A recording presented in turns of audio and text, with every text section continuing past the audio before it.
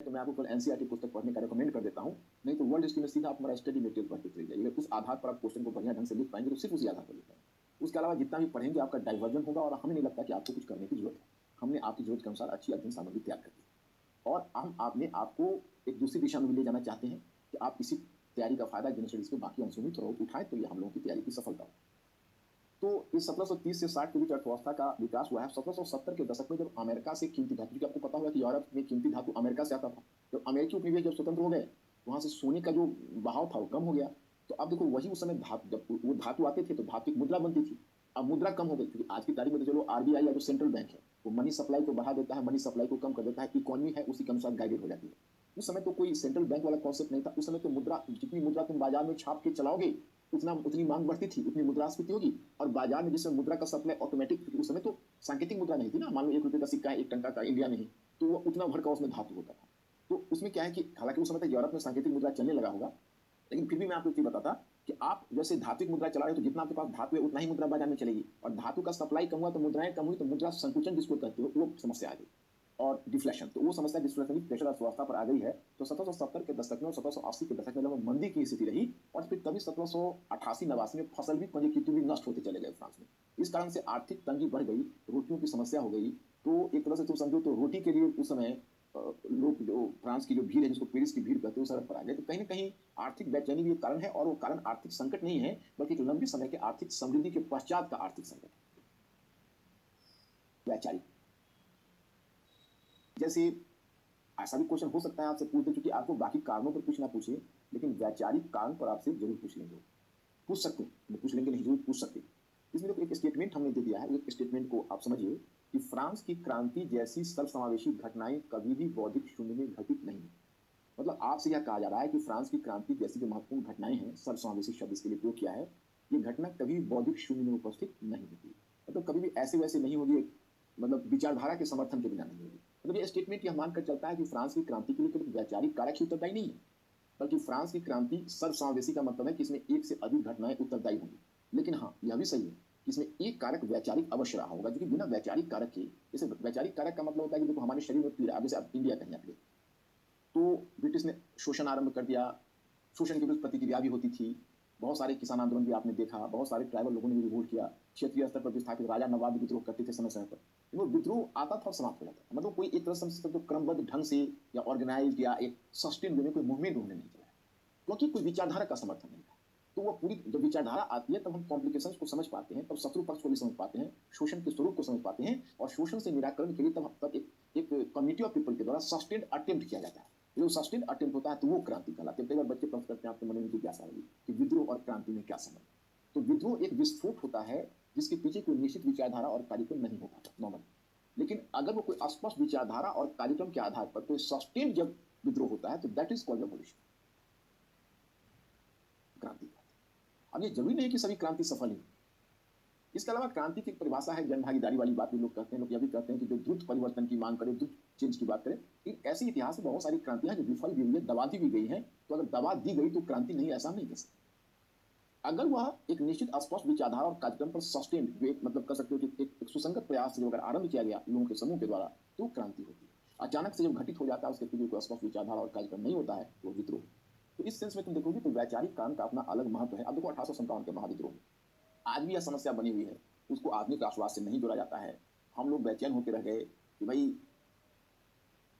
1989 में फ्रांस में घटित हुई वो क्रांति हो गई, 1776 में संयुक्त राज्य अमेरिका में घटित हुई वो क्रांति हो गई, 1857 का महाविद्रोह हमारे यहाँ घटित हुआ या चीन में ताइपिंग रेबेलियन घटित हुआ, why did it not emerge to be a revolution? तो कहते हैं कि हमारे इसमें कोई स्पष्ट विचारधारा और कार्यक्रम नहीं था, इसलिए क्रांति नहीं थी। नाना साहब अपने हित के लिए लड़ रहे थे, झांसी की रानी अपने हित के लिए लड़ रहे थे, सभी अपने अपने क्षेत्रीय हित या कुछ इस तरह के एक पूरे हिंदुस्तान और एक स्पष्ट कार्यक्रम और एक नई व्यवस्था को जन्म देने की कोई स्पष्ट घोषणा नहीं हो रही थी। जैसा अमेरिकी क्रांति में स्वतंत्रता समानता बंधुत्व जैसे नारे हुए, लक्ष्मीबाई ने नारा दिया कि मेरी झांसी नहीं दूंगी, और कोई खड़ा हो जाता उस समय और कहता कि भाई ये हिंदुस्तान हमारा है, तो क्रांति हो जाती। तो विचारधारा का अपना एक अलग प्रभाव होता है। अब इस फ्रांस की क्रांति के मतलब जो विचारक है वो आपके लिए कोई नए नहीं है, इन सारे विचारकों से मैं आपको अवगत प्रबोधन में करा चुका हूँ। ये विचारक यहाँ नहीं है, ये विचारक सब मर चुके, लेकिन इनकी विचारधारा वातावरण में तैर रही। ओके, अब ये विचारक कौन है? तो आपने एक वॉल्टेयर का नाम सुना, जिसको प्रबोधन का जीवन रूप कहा जाता है, जो राजतंत्र की निरंकुशता, चर्च की हठधर्मिता, चर्च के अंधविश्वास, कुलीन वर्ग की हठधर्मिता पर चोट की थी। आपने मॉन्टेस्क्यू का नाम सुना ही है कि मॉन्टेस्क्यू भी एक फ्रांसीसी चिंतक है और उसने शक्ति पृथक्करण की अवधारणा दी कि व्यक्ति की स्वतंत्रता को सुरक्षित करने के लिए कार्यपालिका, विधानमंडल, न्यायपालिका तीनों को एक दूसरे से पृथक होना चाहिए। और आपको यह भी पता है कि मॉन्टेस्क्यू जैसे विचारक ने अमेरिकी क्रांति पर कितना गहरा प्रभाव छोड़ा। आपने एक नाम वोल्टेयर का देखा, वो भी फ्रेंच है। वोल्टेयर ने विश्वकोश यानी इंसाइक्लोपीडिया की रचना की, उसने भी तात्कालिक व्यवस्था पर छूट की। और जीन जैक्विस रूसो को कौन नहीं जानता, वो ओरिजिनली तो फ्रांस से जेनेवा का नागरिक था, लेकिन फ्रांस में आकर बस गया था फ्रांस, और वो उन्होंने फ्रांस में एक लंबे समय तक गुजारा और एक फ्रांसीसी चिंतक होकर वो रह गया था। और वह तो कुछ और भी आगे बढ़ जाता है। प्रबोधन के काल में मैंने आपको जीन जैक्विस रूसो से अकेला परिचय कराया था, क्योंकि बाकी जो सुधारक हैं और बाकी जो प्रबुद्ध चिंतक हैं, वे सब तो संवैधानिक राजतंत्र की मांग कर रहे हैं, वे व्यवस्था में सुधार की मांग कर रहे हैं। और रूसो तो एक प्रजातंत्र की मांग कर रहा है, talking in terms of democracy. वो तो अपने युग से आगे का चिंतक है, 18वीं सदी का कार्ल मार्क्स है, अपने युग में ऑड मैन आउट है, तो बहुत ज़्यादा चला जाता है।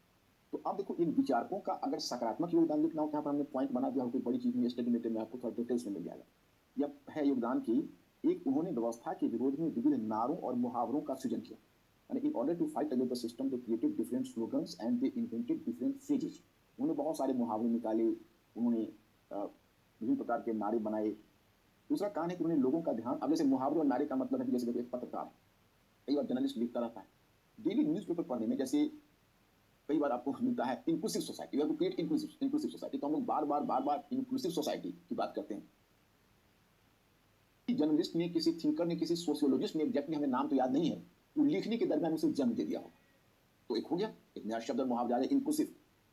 आपने देखा कि अब जैसे सरकार ने एक स्लोगन दे दिया, सबका साथ सबका विकास, तो that has been a phrase, वह एक मुहावरा बन जाता है, लोगों को आकर्षित करने लगता है। अब वो चाहे वास्तविकता हो या मिथक हो, लेकिन वो लोगों को आकर्षित करना शुरू कर देता है। जैसे आप देखते हैं सोशल जस्टिस, अब किसी ने इस शब्द को ईजाद किया, सोशल जस्टिस, और सोशल जस्टिस की जैसी बातें शुरू हो जाएंगी। उसी प्रकार से उस समय के चिंतक लिख रहे थे, वो अपने युग के लिए बड़े ही कह सकते हो कि प्रचंड मुहावरों को जन्म दे रहे थे। जैसे उन्होंने एक शब्द किया पैत्री, पैत्री कहते हैं मातृभूमि को, मातृभूमि हमारी पैत्री। दूसरा उन्होंने टर्म दिया जो फ्रेंच में था सिटियन, सिटियन कहते हैं सिटीजन, नागरिक। अब इससे पहले तो सब्जेक्ट जाना जाता था, राजा की प्रजा, लेकिन राजा की प्रजा के बजाय राजे का नागरिक शब्द, तो नागरिक शब्द तो अपने आप में बड़ा ही इनोवेटिव टर्म था, और that is known as, you can say, कि वो एक बड़ा रेडिकल टर्म उस समय के लिए था। नागरिक मतलब है कि हम, नागरिक का मतलब है कि हमारे कुछ अधिकार हैं, हम कुछ इम्प्लाइड अधिकार हैं, उस अधिकार को कोई गवर्नमेंट को नहीं छूनी चाहिए। तो ये सब जो शब्द उन्होंने दिया, और लॉ, लॉ शब्द का भी, लॉ कानून, विधि शब्द का भी जन्म इन्हीं चिंतकों ने दिया। विधि मतलब उन्होंने विधि के समक्ष समानता की बात की, हम विधि के समक्ष सभी एक है, विधि का शासन, रूल ऑफ लॉ। अब रूल ऑफ लॉ जैसे विचारों को उन्होंने जन्म देना शुरू किया कि देखिए, कोई संस्था को, किसी व्यक्ति को या सरकार को डोमिनेट नहीं होना चाहिए, अगर किसी एक का शासन होना चाहिए तो रूल होना चाहिए, रूल ऑफ लॉ होना चाहिए, विधि का शासन होना चाहिए। इस तरह के जो शब्द और मुहावरे थे, उन्होंने लोगों में एक प्रकार के आंदोलन की चेतना लानी शुरू कर दी। और तीसरा यह है, हाँ, दूसरा यह है कि उन्होंने लोगों का ध्यान राजनीतिक, आर्थिक और सामाजिक दुर्व्यवस्था की ओर आकर्षित किया। अब देखिए, कई बार आप जब न्यूज़पेपर पढ़ते हो, उसके आर्टिकल्स पढ़ते हो, तो आपको ऐसा लगता है कि अरे इस बात पर हमारी निगाह क्यों नहीं गई, क्योंकि एक तो सामान्य नागरिक होता है, सामान्य लोग होते हैं, उतने प्रबुद्ध नहीं होते हैं। अगर मिस गवर्नेंस भी हो रहा हो, अगर हमारा शोषण भी हो रहा हो, अगर सिस्टम के द्वारा भी हम शोषित हो रहे हैं, तो कई बार हमारा ध्यान नहीं जाता है। लेकिन जब एक बुद्धिजीवी वर्ग है जो अपने निबंध लिखकर, लेख लिखकर, पुस्तकें लिखकर जनसामान्य का ध्यान आकर्षित करता है कि तुम शोषित हो रहे हो, तुम खड़े हो जाओ, देखो तुम्हारा राजनीतिक शोषण हो रहा है, देखो तुम्हारा आर्थिक शोषण हो रहा है, देखो तुम्हारा सामाजिक शोषण हो रहा है, वहाँ पर इंटेलेक्चुअल क्लास जो होता है, इंटेलिजेंसिया, उसका रोल बड़ा इंपॉर्टेंट हो जाता है किसी रेवोल्यूशन में। और यहाँ जो फ्रांसीसी चिंतक है, वो राजनीतिक, आर्थिक और सामाजिक इन क्षेत्रों में जो शोषण हो रहा है, इस क्षेत्र में जो दुर्व्यवस्था है, उसकी तरफ लोगों का ध्यान आकर्षित है। इसका तो प्रभाव और परिणाम मिलना ही, आप समझ सकते हो। और फिर तीसरा बिंदु यहाँ पर दिया है कि बुद्धिजीवियों ने क्लबों और कॉफी हाउस की बैठकों का क्रांतिकारी विचारों के प्रसार के लिए उपयोग किया। अब देखो, और कॉफी हाउस, ये कॉन्सेप्ट फ्रांस की क्रांति के समय में है कि फ्रांसीसी सामाजिक जीवन का हिस्सा बन गया, क्लब और सैलून में बैठ गए। विद्वान कॉफी कम पीते थे, बहुत ज्यादा करते थे। उस समय के जो ज्वलंत मुद्दे थे, उन ज्वलंत मुद्दों पर विचार कॉफी हाउसेस में होते, विचारों का आदान प्रदान होता था, आगे की तैयारी होती थी, सरकार की आलोचना होती थी, नियमों का पर प्रहार किया जाता था, एक तरह से जो गलत नियम है उनको निशाना बनाया जाता था। ये सब चीजें कॉफी हाउस की बहस की चर्चा थी। तुम यही देखो, ये सबसे आरंभिक सिविल सोसाइटी, आज जो तुम सिविल सोसाइटी की बात करते हो, जो आज एक नेटिजन खड़े हो गए हैं, जो कहीं ना कहीं नेट से जुड़े हुए हैं, और वह एक बहुत बड़े बड़े परिवर्तनों की बात कर रहे हैं, या जो कैंडल मार्च निकालते हैं किसी अत्याचार के अगेंस्ट में, उसी प्रकार से कॉफी हाउस के विद्वान उस समय की दुर्वस्था पर दृष्टिपात कर रहे थे, और आपस में एक बहस करके एक पब्लिक ओपिनियन उभर रहा था फ्रांस में, जो क्रांति के लिए बेहतर स्थिति तैयार करेगी। और चौथा है, क्रांति के दौरान क्रांतिकारियों ने अपनी स्थिति को वैधता दिलाने के लिए अपनी सुविधानुसार दार्शनिकों के विचारों को उद्धृत किया। अब देखो, जो विचारक जो बोलते हैं, वल्लभ भाई पटेल कुछ बोलकर चले गए, गांधी गए, अम्बेडकर भी कोई स्टेटमेंट आते हैं, लेकिन आप बार बार एक चीज़ को देखोगे कि आज के जो नेतागण हैं, आपको कई बार आश्चर्य होगा, मतलब I am not personalising the thing, कि उन नेताओं की व्यक्तिगत जीवन के बारे में आपको इतनी सूचनाएं होंगी और उनके राजनीतिक जीवन में जो जो मतलब लूप होल्स हैं उससे भी आप अवगत होंगे। आपके मन में उनके प्रति सम्मान नहीं है, लेकिन जब वो किसी सभा में खड़े होते हैं तो अम्बेडकर को, गांधी को, नेहरू के उनके स्टेटमेंट को बार बार कोट करके और अपने आप को थोड़ा पब्लिक की नज़र में सबलाइन बनाने की कोशिश करते हैं। तो क्या प्रयास है? वैधता दिलाने का प्रयास है। कई बार क्या होता है कि आप डर से कोई कदम नहीं उठाते हो, लेकिन उस पर गांधी बाबा के अहिंसा की अवधारणा का मुलम्मा चढ़ा के अपनी स्थिति को बचाने की कोशिश करते हो। ये मैं आपकी बात नहीं कर रहा, मैं अपनी किसी और की बात नहीं कर रहा। तो ये जो बात होती है, उसी प्रकार से कई बार क्या होता है कि विचारकों के विचार से ज़्यादा महत्वपूर्ण हो जाता है कि दूसरे लोगों ने इस विचार के माध्यम से अपने आप को कैसे वैधता दिलाई। तो जो क्रांतिकारी हैं, जो बदलाव चाहते हैं, जिनको बदलाव उनके हक में है, तो वे अपने इस कदम को उचित करार देने के लिए, अपने इस कदम को वैध करार देने के लिए समय-समय पर इन विचारकों को उद्धृत कर रहे हैं कि वोल्टेयर महोदय ने ऐसा कहा है, रूसो महोदय ने ऐसा कहा है कि सभी मनुष्य समान पैदा हुए।